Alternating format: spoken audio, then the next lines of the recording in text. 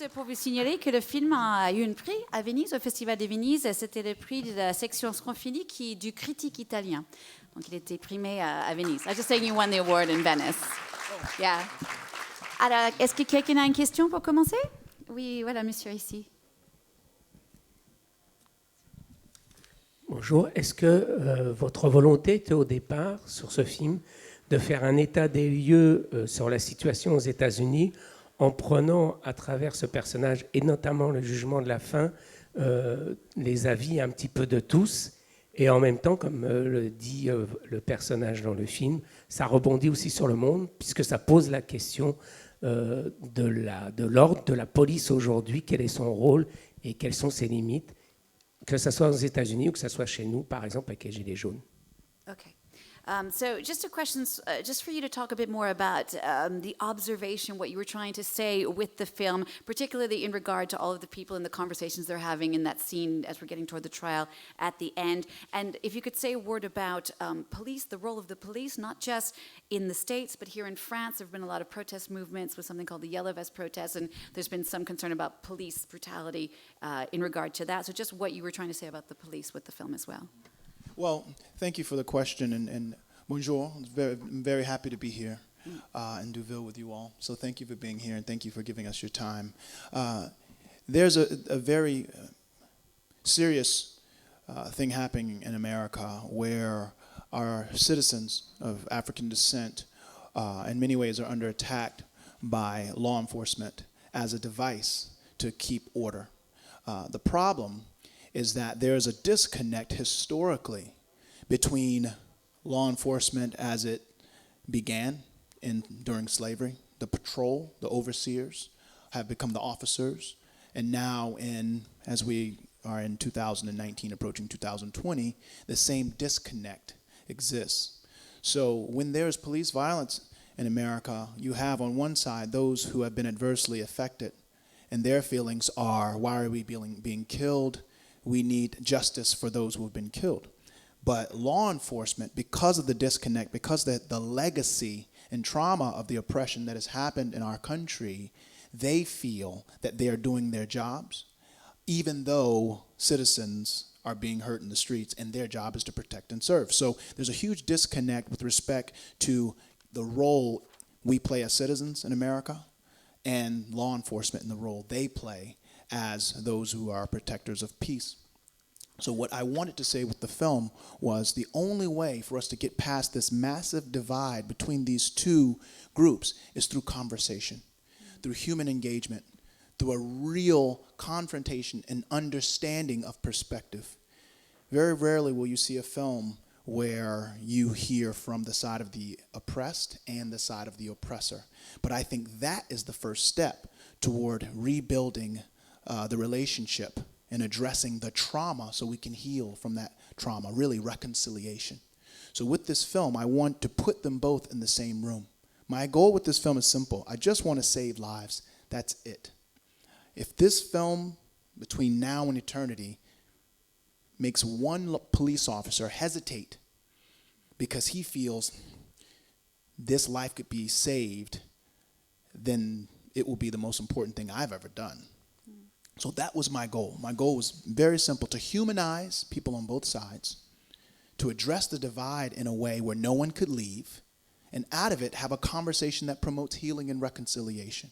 Now, to your second question about law enforcement. I think it's important to recognize that globally we are dealing with issues of implicit bias, where because of what our fears, our divisions, the encroachment upon our comfort, we find ourselves in situations where we are ostracizing human beings and not recognizing their human dignity because of the political climate, because of things that we think we know about these people who are not like us. And I'm speaking about immigration. I'm speaking about all of these things. I'm not trying to create all the solutions, but what I am trying to do is bring us all to the table globally. Because my problem in America, our problem in America, is your problem in France. Your problem in France is our problem in America. We have to think outside of the box to deal with this issue, or we won't improve. And then we will hand down to our children and our children's children problems that have festered and gotten worse. Voilà, donc je vais. That's okay, I'll try to do. Je vais être succinct. Donc voilà, déjà il nous dit, Nate, il est tellement heureux d'être ici avec nous. Il dit, ce qui se passe aux États-Unis actuellement est un problème très très grave où les policiers, en fait, ils s'en servent de leur pouvoir et de violence pour garder l'ordre aux États-Unis. Et pour lui, c'est tout l'héritage de l'histoire de l'esclavage aux États-Unis. À l'époque, quand il y avait les esclaves, il y avait des personnes qui géraient les esclaves. Et encore dans la conscience des Blancs aux États-Unis et des Noirs, il y a encore cette idée de nous, on doit contrôler les Noirs, et c'est ce qui se passe, et c'est pour ça qu'il y a de plus en plus de Noirs qui sont tués aux États-Unis. Donc Nate, il nous dit, en fait, ce qu'il essaie de faire, c'est de faire un film où on peut. La seule façon de trouver une solution à ces deux côtés, c'est de vraiment avoir une conversation et de voir la perspective des uns et des autres. Parce que c'est rare dans un film d'entendre les deux côtés. D'habitude, on entend que les côtés opprimés ou que le côté des policiers, par exemple. Et lui, ce qu'il voulait faire, la première étape pour lui, pour aller plus loin que cette drame, c'est de justement mettre tout le monde dans la même pièce et qu'on écoute chacun son avis et pourquoi ils sont là. Et il dit, si avec ce film, il y a au moins un policier dans le monde, en fait aux États-Unis, qui a un petit moment d'hésitation à ne pas tirer sur un jeune homme black, pour lui, ça sera la chose la plus importante qu'il a pu faire en tant que cinéaste. Donc, il veut vraiment que les êtres humains restent les êtres humains. Et puis ensuite, pour revenir sur la question sur la police, il dit, en fait, le gros problème, c'est partout dans le monde pareil, c'est que nous, on a notre héritage de ce qu'on pense déjà, ce qu'on nous dit, ce qu'il faut penser de l'autre. Et de là, ça vient de la peur. Et il dit, encore une fois, le problème en France est le même problème qu'aux États-Unis. Et il faut vraiment, et ça peut être l'immigration ou autre, mais le vrai problème, c'est qu'il faut qu'on discute avec les uns et les autres, sinon on ne va jamais avancer. Ah, voilà ici. Pardon. Oui, allez, Tarek. Votre question sur les gilets jaunes, j'y ai pas pensé, mais elle est bien posée. C'est vrai que ce sont tous des citoyens. Les policiers, les gendarmes, les CRS et les gilets jaunes. Il y a eu dans la société française un grand débat. Ils ont raison, ils n'ont pas raison, il n'y a pas assez de force. Moi, ce film m'a intéressé. Il y a quelques semaines, un article est sorti aux États-Unis, au Los Angeles Times, assez effrayant sur les statistiques, absolument, purement statistiques. Un jeune noir sur 1000 va mourir d'arme à feu de la police, comparé à 4 jeunes blancs sur 1000. C'est-à-dire qu'à un stade de football de 50 000 personnes, il va y avoir 50 jeunes hommes qui vont être tués par les policiers. Ça, ce sont des faits. Ce n'est pas une interprétation. Quand j'ai vu cela avec Nate, il y a d'abord aux États-Unis un vrai problème d'armes à feu, nous le savons. Évidemment, c'est la Constitution, on ne va pas rentrer dans ce débat. Mais les policiers, et dans le film vous l'avez vu, pour ceux d'entre vous qui l'avaient vu, ils sont formatés. Dès qu'ils sortent leur pistolet de leur ceinture, ils doivent tirer. Et c'est tout le problème. Et ce film aussi, c'est le genre de film des années 70 ou des années 60, 12 hommes en colère, tous les films de Sidney Lumet ou d'autres qui à la fois divertissent, mais nous enseignent, nous éduquent, nous rendent intelligents sur les problèmes de la société. Ce cinéma nous manque. Hein. Spike Lee, d'ailleurs. Spike Lee, grâce à Nate, a vu le film. Il était absolument bouleversé. Il a dit que toute sa vie, c'était pour combattre que ce film représente le mieux de ce que... Et il a demandé de mettre son nom sur le film. Quel honneur pour nous d'avoir Spike Lee qui présente le film et qui va soutenir les films. Il était avec nous à Venise et on a gagné meilleur film à Venise. Inattendu, évidemment, puisqu'on n'était pas allé là-bas. Donc, votre question, elle est valable de partout. Le problème de l'immigration en Europe. Une Europe qui va vers la droite. Une Europe qui refuse l'autre. L'autre, moi je suis d'origine tunisienne. J'ai eu la chance de rencontrer des grands metteurs en scène qui m'ont... Vous savez, Tarak, Ben Machin, c'était pas très sexy dans le cinéma, hein, dans le début des années 70. Mais c'est Rossellini, c'est Zeffirelli, c'est Jean-Jacques Hano, c'est tous les grands metteurs en scène qui n'avaient pas le problème de d'où viens-tu, mais est-ce que tu parles la même langue du cinéma. Spielberg, Lucas, avec qui j'ai travaillé, ce metteur en scène, je l'ai contacté après avoir vu Birth of a Nation, qui est un chef-d'œuvre absolu, de la première révolte vraie, violente, noire, qui a été évidemment... Et je lui ai dit, écoute, tu es un grand réalisateur, j'aimerais travailler avec toi. Et c'est comme ça que ce film est né. Ok, une autre question? Oui. Your movie is very powerful, and I think it is also very good because it doesn't point the finger at bad guys, but at the system. There's this, the policemen are giving tools. Racial profiling is their tool, but there's another thing that is in the movie, but maybe not so conscious. There's a very in America, even if you're white, you're confronted with police. They are very aggressive. It's more. I'm not saying there's not in Europe, but it's a different approach. They're aggressive from the first time, and I always think then, if it's happened to me, how would it be if you're black and you have to do that every time, every day? So I probably think you wanted to get that in the movie. And do you have a more precise question? Whether that was the something you wanted to stress also, that is not only that's it's also the culture of, like the producer said, of when you get out the gun, it's also linked with the gun culture and having solve your problems with aggression, with violence. I understand. Voilà, la question c'est un peu aux États-Unis, bien sûr, on a une grande culture des armes, et la question un peu en quelque sorte, c'est est-ce que aussi l'agression des polices vient de cette culture des armes en quelque sorte? Yeah, so it's interesting because the job in the course description, and the job description of law enforcement officer is to protect and serve. Yet, when they're trained to eliminate threats, not to de-escalate a threat, but to eliminate it. And what I wanted to show is protocol and training, because I think in showing training that is problematic, and showing protocols that are problematic, then we can get to humanizing quicker, because we realize these aren't just bad people wanting to wake up and kill citizens, because I do not think that the majority of law enforcement officials wake up and do that. However, they're programmed to do something very specific. And if your job is to find threats and eliminate them, but people of African descent or brown people you believe are more predisposed to crime, then you will inevitably have the prison industrial complex, which is another issue that needs to be addressed with respect to how many black people came to America 400 years ago last month to Port Comfort in Jamestown, and now 400 years later, you look at Angola prison, and in a country where we make up 12% of the population, where 75% of those incarcerated. These are problems. And to be honest, we need your help. These are global issues. These are human rights issues. So when you talk about the aggression, it's the same type of aggression someone uses in war to eliminate a threat.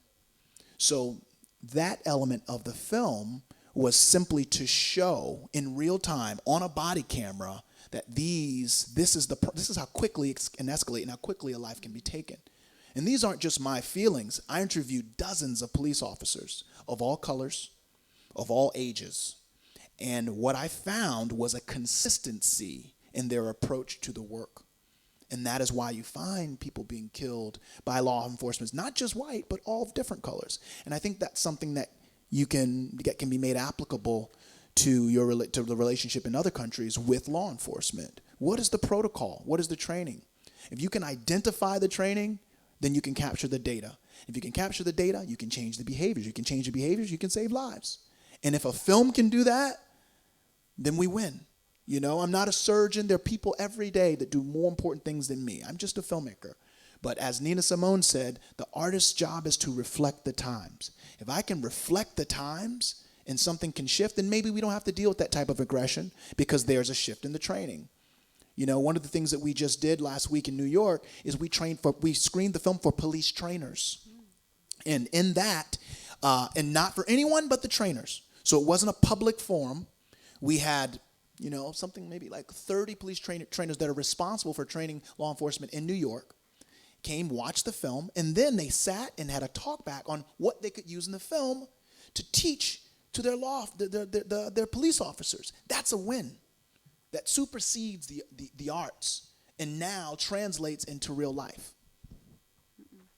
Thank you. I hope I answered your question. OK. Voilà, donc Nate, il nous rappelle qu'en fait, pour les policiers américains, en fait, ce qu'il dit dans la description, c'est qu'un policier, il doit protéger, il doit servir. Et pourtant, ils sont un peu entraînés pour éliminer une menace. Ça ne veut pas dire quand ils sont dans une situation de difficulté, il faut qu'ils déescalent, en fait, qu'ils réduisent la tension. Non, en fait, il faut qu'ils éliminent la menace. Donc, ce n'est pas que les flics sont des mauvaises personnes qui se réveillent le matin en disant « moi, je veux tuer quelqu'un aujourd'hui ». Ce n'est pas du tout ça. Ils sont programmés par leur boulot. Et puis, Nate, il nous rappelle que ça fait 400 ans qu'on a eu les premiers esclaves aux États-Unis ce mois-ci.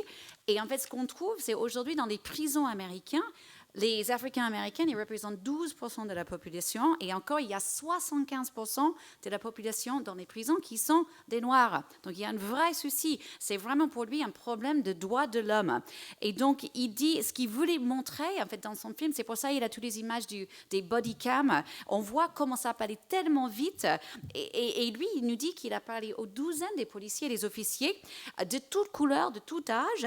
Et la chose qui est revenue encore et encore et encore, c'est que les policiers ont dit, c'est comme ça qu'on est entraîné, c'est ce qu'on nous apprend quand on devient policier.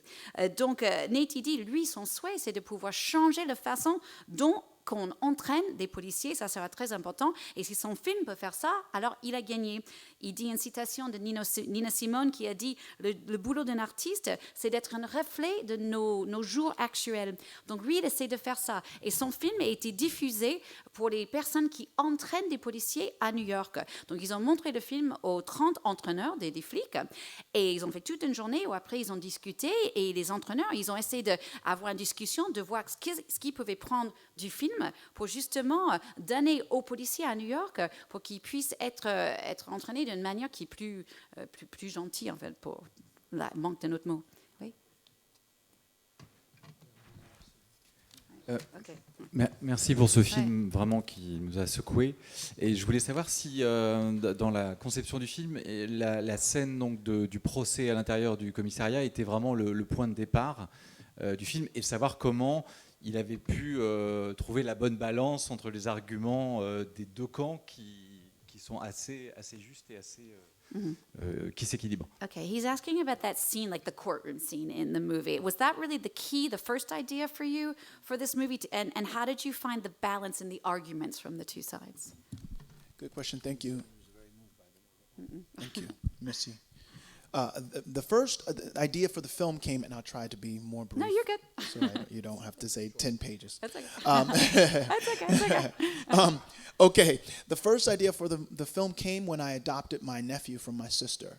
I was living in Los Angeles, he was living in Virginia, and he was having difficulty in the school that he was in. It was a very poor school, and obviously, in LA, I was in a good situation with my profession. So I asked my sister if I could take him, and I only have daughters. I have 5 daughters. And so I asked my wife if we could bring him into our home. She said yes. And I brought him into our home, and I was so happy that I finally had a son. But immediately, I realized the danger he was in. It was the same year that Michael Brown died at the hands of the law enforcement. I can go through a dozen that died over the next year. But immediately, I felt, now I've brought this person from a situation where now he's doing better economically, but now when he rides his bike to school, he's in danger every day. And he asked me, Uncle Nate, what do I do if I'm stopped by the police on my bike? And he's a tall, beautiful black man, darker than me, the nicest kid you've ever seen. And I said, well, if you get stopped by the police, call me. But then I stopped him and said, well, don't call me because don't reach for your phone, because you reach for your phone, they may think you're aggressive. So I said, okay, well, slow the bike down and slowly raise your hand, slowly. Make eye contact with him so he can see your humanity. He can see that you're not trying to hurt him. Say your name, where you go to school. And I realized very quickly that I was traumatizing him. And I was devastated. I said, here I am in this situation where I think I've attained a certain level of success, and my son isn't safe walking in the street. That was the first idea that I need to do something with my art that addresses this. I told my nephew, I don't have all the answers, but I'm going to create something. And that was the start of it. Sidney Lumet is one of my favorite directors, and he has a film called Dog Day Afternoon, and he has a film called 12 Angry Men. And those two films, I felt, if I could somehow create an environment where people were forced into a room and couldn't leave, and the group that usually had the power had their power stripped from them, and the group that was usually oppressed had the power to force those who were usually in power to listen to them, then we'd have a conversation worth having. People with power don't always listen because they have the power not to. So it became a device. So that conversation, that trial, in the same way that 12 Angry Men was about a sprint toward justice, I wanted to create that environment where no one could leave, and they had to talk, and there would be some type of resolution for better or for worse. Voilà. Donc, Nate dit, en fait, l'idée au début est venue du fait qu'il a un neveu, en fait, qui est le fils de sa sœur, qui habitait dans l'État de Virginie. Nate, bien sûr, il habite à Los Angeles. Ce jeune homme, il était dans une école qui n'était pas top, assez pauvre. Donc, Nate a demandé à sa sœur s'il pourrait l'amener, il pourrait l'adopter. Il a déjà 5 filles, donc du coup, il a dit, je vais l'adopter, comme ça, je vais pouvoir l'aider dans sa scolarité à Los Angeles. Et tout ça s'est passé la même année qu'il y avait la mort de Michael Brown, qui a créé une grosse polémique aux États-Unis. Et au début, Nate dit, il sentait bien parce qu'il avait pu donner un coup de main d'un point de vue économique à ce jeune homme qui est venu habiter chez eux dans leur vie de tous les jours. Mais il s'est rendu compte que ça allait être plus compliqué à Los Angeles vu la tension actuelle. Donc le jeune homme, le neveu, a dit à Nate, alors qu'est-ce que je fais, tonton-ci? Je suis arrêté par les flics et quand je suis sur mon vélo, qu'est-ce que je fais? Donc Nate a dit, bon, tu m'appelles. Et après, il a dit, oh non, tu peux pas m'appeler parce que si tu prends le téléphone, ils vont croire que peut-être tu cherches une arme. Donc il dit, ok, non. Donc tu arrêtes le vélo, tu essaies de regarder bien dans les yeux les policiers pour qu'ils voient que tu es quelqu'un d'humain, pour l'humanité est en train d'être communiquée. Et puis je me suis rendu compte au fur et à mesure que j'ai parlé avec mon neveu, j'étais en train de la traumatiser. Et je me suis rendu compte que mon propre fils, même avec tout mon succès que j'ai dans ma vie et ma carrière et tout, lui, il n'était pas sauf là où on habitait. Et donc là, j'ai dit, il faut que je crée quelque chose pour provoquer ces conversations. Et Nate nous dit qu'il aime bien Sidney Lumet, des films comme 12 hommes en colère ou Dog Day Afternoon. Et il a dit, si moi, je pourrais créer un film où justement les gens ne pouvaient pas quitter la salle pour créer encore une fois cette discussion, ça serait une bonne chose. D'autant plus si je peux enlever le pouvoir de ceux qui sont un peu en pouvoir et ceux qui sont plus opprimés ont le pouvoir, ça pourrait vraiment tourner la discussion un peu comme ça. Parce que souvent, le problème, il nous dit, Nate, c'est les gens qui ont le pouvoir, ils n'écoutent pas parce qu'ils n'ont pas besoin d'écouter. Et lui, il voulait vraiment créer un environnement où tout le monde s'écoutait mutuellement. Voilà, là-bas. Yeah, I'm very curious to, like, I remember I was living in LA and we had the Rodney King case and there was a curfew every night. And this immense global problem, which goes on for centuries, actually, and for decades now, how I ask myself still, I'm a Dutch guy from Holland, like I remember in the 70s, we could step into a police car. We laughed at the police, and they said, come on, please get out of the car. Now they hit you with a stick, too. But how is it possible that in a country like the United States of America, for me, it seems that nationally, the country stays in a state of denial. Government-wise, please tell me more about this. Voilà, donc juste vite fait, la question était comment ça se fait qu'aux États-Unis, le gouvernement nie toujours cette évidence des problèmes entre les races aux États-Unis et avec les policiers. Nate. Yes, it's a wonderful question, and it's something that I struggle with every day as a black man in America. If you look at it from the standpoint of psychology and trauma, then you ask yourself, well, what needs to be done for someone who has been traumatized to move forward in their life and to progress in their life? One is truth, right? Confrontation. Without truth, there can be no healing. And if we don't heal, then the wound just gets worse and worse and worse until we hit a breaking point. And I don't know what the breaking point is. I don't know what it's going to be. I just know if the next 50 years is like the last 50 years, we will only exist under legal control. So my hope at the end of the film, which to me I was hoping would be the most important moment, is when he puts the disc, he puts the truth inside of an envelope and mails it out to the world. Right? We need the help of the Dutch. We need the help of the French. We need the help of the English. We need the help of whoever can agree that children dying in the street is not a good thing. Whoever can agree that there needs to be healing from the trauma that we've endured. Those are the people that we need to see the film and to have conversations within their circles. You all are the most powerful people in the world. I don't know if there's anyone more powerful than people that disseminate news to other people in the world, to the corners of the world.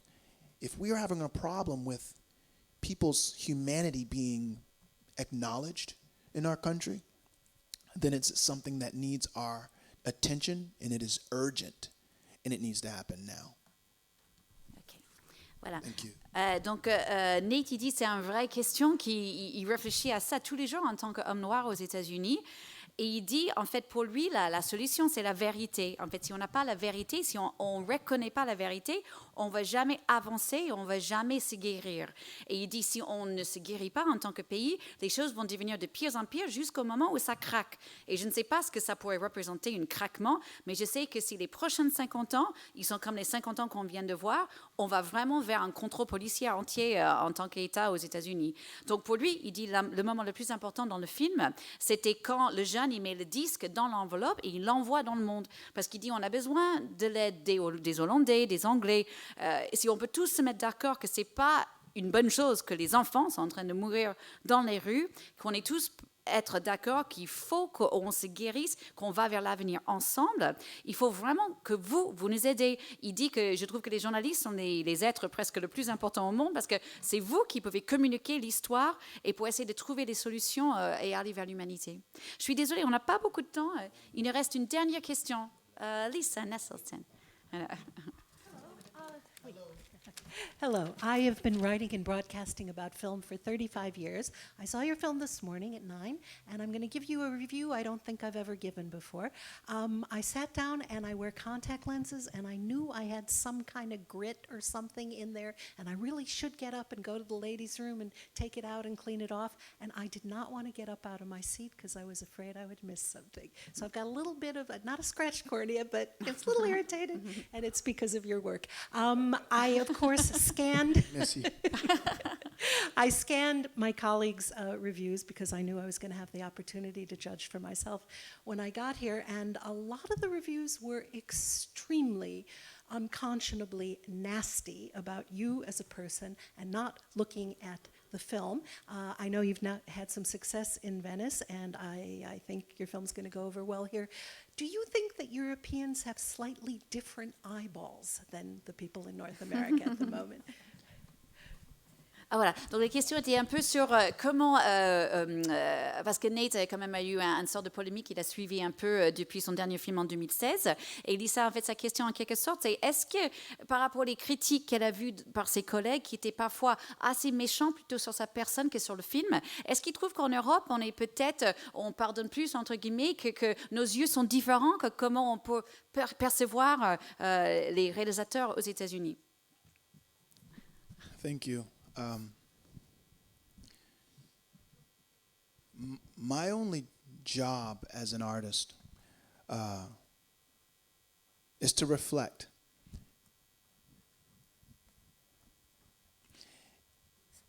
Sometimes that reflection isn't an image that people want to see. But I'm an artist. I try to stay away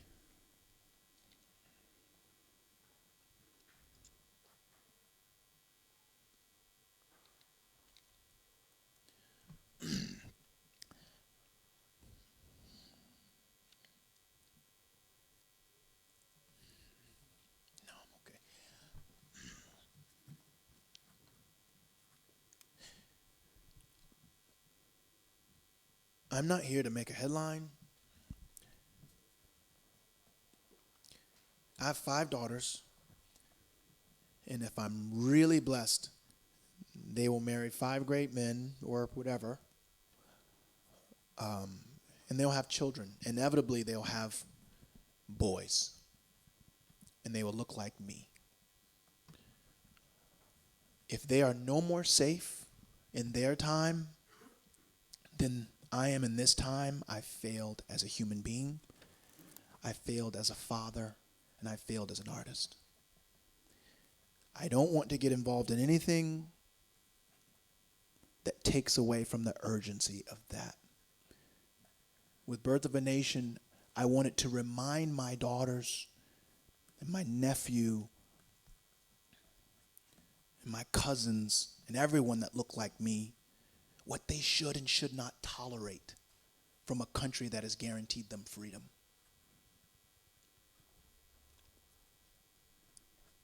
I don't know what I'll do next, but you can bet that whatever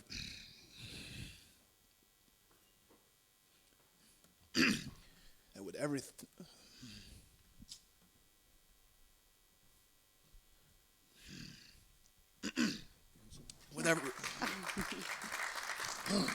with everything in my soul, I'm going to use my art to address things that need attention, because it's not happening anymore as much as it should be. I don't care what they say about me, what they think about me. I don't care. I'm going to make art for our children's children. That's what I'm going to continue to do, and I hope that answers your question. I'm sorry. Thank you. Thank you, Nate. Donc, on va finir là-dessus. Nate nous dit, en fait, pour moi, mon travail en tant qu'artiste, c'est vraiment de réfléchir. Et parfois, effectivement, les gens, ils me voient peut-être d'une manière telle qu'eux, ils veulent me voir. Mais Nate, il nous dit, moi, je suis vraiment un artiste. Moi, j'essaie de rester un peu loin de tout ça. Moi, je ne suis pas là pour être les titres des JT. Moi, j'ai 5 filles et j'espère qu'avec un peu de chance, ils vont se marier avec 5 hommes ou peu importe, comme il dit. Mais il y a des fortes chances qu'ils vont avoir des garçons qui me ressemblent. Et puis ces garçons sont pas plus saufs aux États-Unis que moi, dont moi je me sens pas sauf aujourd'hui. Alors moi j'ai échoué en tant qu'être humain, en tant que père et en tant qu'artiste. Moi, quand j'ai fait Birth of a Nation, je voulais absolument rappeler à mes filles, mais aussi mes neveux, mes cousins, ce qu'ils devraient ou devraient pas tolérer du gouvernement américain qui leur a donné la liberté. Ensuite, Nate dit, je ne sais pas du tout ce que je vais faire après cela, mais je sais au fond de mon âme que moi, je dois utiliser mon art pour adresser ces problèmes et je m'en fiche de ce qu'on dit de moi. Moi, je fais là pour mes enfants et pour les enfants de mes enfants pour qu'on essaie de rendre le monde un meilleur endroit. Il faut qu'on arrête là. Oh, yeah, go ahead, Tarek. Un commentaire. Vous comprenez quel bonheur pour un producteur de travailler avec un monsieur comme ça, d'abord. Et puis, pardon, pour répondre à votre question, c'est le producteur qui parle, hein, c'est pas le metteur en scène. Donc, je suis absolument convaincu que s'il n'était pas noir et que c'était un blanc qui avait fait ce même film, vous n'aurez pas les mêmes critiques. Et je suis convaincu parce que j'ai vécu aux États-Unis, j'ai travaillé avec des grands metteurs en scène. Il y a encore un chapeau une lourdeur que les Noirs peuvent être des grands athlètes, vous avez vu la fin du film, des grands chanteurs, mais des grands metteurs en scène, ça dépend du film, s'il fait vraiment un film de fiction qui n'est pas vrai, Black Panther. Mais dès qu'on touche à la réalité de la civilisation américaine et qu'on essaye, ce que dans les années 70, certains réalisateurs ont fait, de donner des leçons à la société américaine pour les réveiller par leur émotion et accéder à leur cerveau. La beauté de ce film, c'est quel que soit le spectateur qui sort, il va se sentir un peu plus éduqué sur le problème. On n'a pas la réponse, mais à travers le cœur, on adresse la tête. C'est ça les grands films. Hein. C'est les films, après les budgets, les stars, tout ça, c'est du folklore. Ce qui compte, c'est l'émotion. Et là, vous avez en 90 minutes un problème qui se pose tous les jours. Et mon rôle de producteur, c'est également d'aider dans la société, de faire évoluer. Et c'est vrai que la question sur les gilets jaunes, la question sur les policiers, la question sur la loi. Qui a raison, qui a tort? Ils ont tous raison, ils ont tous tort, mais sans le dialogue, il n'y a plus d'humanité. Et nous le vivons actuellement en Europe avec les régimes d'extrême droite, non? Avec nos émigrés, nos frères africains qui meurent pour venir en Europe. C'est effrayant. Qui n'a pas été bouleversé par ce jeune bébé sur la plage en Turquie qui est mort parce que son père s'est noyé? Donc, on n'a pas de leçon à donner aux Américains, loin d'entre nous, ou à nous, mais ensemble, à travers les cinéastes, les écrivains. Et dans son cas, lui, il a plein de choses à faire et on les fera ensemble, évidemment, parce que ce film est bouleversant et sublime et on vous remercie de votre attention. Merci beaucoup.